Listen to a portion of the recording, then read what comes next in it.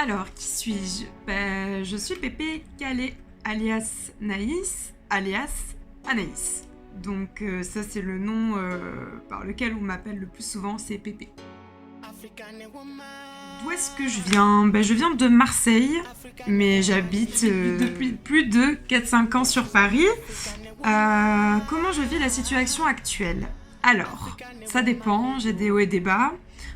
Surtout au niveau de la danse, parce que forcément mes potes me manquent, tout ce qui est social me manque, toutes les soirées me manquent. Donc c'est vrai que c'est pas évident parce que moi je suis en plus une intermittente du spectacle. Et donc du coup la danse faisait aussi partie des choses que je faisais pour mon cadre professionnel. Donc c'est quand même assez compliqué, même si on essaie de rebondir. Donc voilà, de toute façon on a appris que ce métier était déjà dur à la base. Donc en vrai c'est quelque chose qui se rajoute en plus ou en moins, mais en vérité on a toujours des difficultés à trouver de l'emploi. Enfin, le monde artistique est très dur de base. Là ça rajoute une couche en plus, mais c'est pas grave. Donc tout va bien, voilà. Alors la kizomba, je vais peut-être pas en parler à l'état actuel, puisque là actuellement c'est un peu au point mort. Mis à part les cours en ligne, que je trouve ça hyper respectable pour certains qui le font, parce que je l'ai déjà fait et c'est vrai que c'est très très compliqué d'assurer des cours en ligne, donc big up à ceux qui le font. Par rapport à mes objectifs dans la danse, en fait, moi c'était il y a 3 ans, 3-4 ans, oui ça va faire 4 ans. Et du coup que j'ai commencé, et en fait j'ai rencontré mon partenaire Trou, avec qui je donne régulièrement des cours. Voilà, donc ça c'était mes objectifs dans la danse, c'était de base progresser et après d'enseigner, et aussi de faire partie du collectif All for One, parce que c'est un collectif qui est super, et en plus voilà, les gens, c'est limite une famille, donc voilà, je suis très contente de faire partie de ce crew.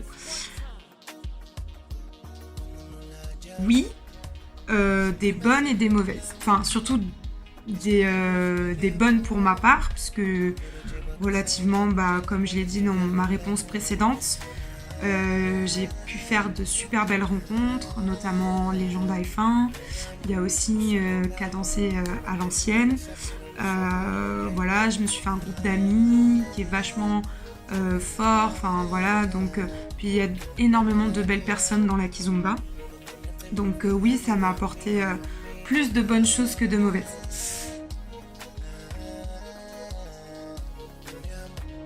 J'ai pas grand chose que je déteste dans la kiz, mais il y a quelque chose que j'aime un petit peu moins, mais on est obligé de faire avec. C'est tout ce qui est réseaux sociaux.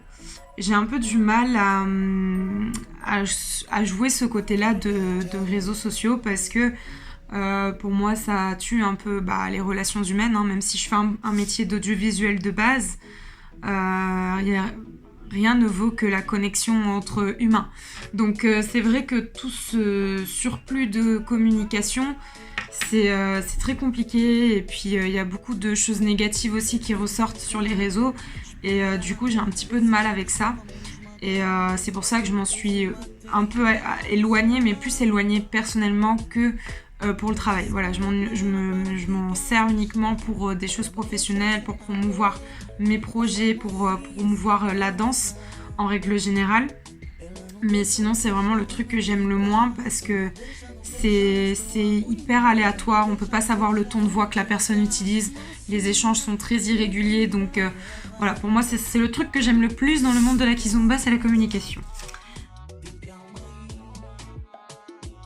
Jamais. Je n'ai jamais pensé à vouloir arrêter la kizomba. Là, malgré nous, on s'est en pause, mais j'ai toujours voulu continuer à m'entraîner, continuer à me performer, continuer à réfléchir sur des choses, sur des créations, etc., etc.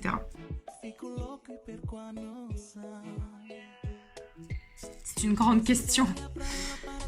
Je pense que la femme, ces 3-4 dernières années, on va dire, il y a eu un vent de changement dû au fait à ce que les femmes ont commencé à leader. et à ne plus se rendre, on va dire, enfin à ne plus rendre indispensables les leaders, enfin les hommes leaders du coup.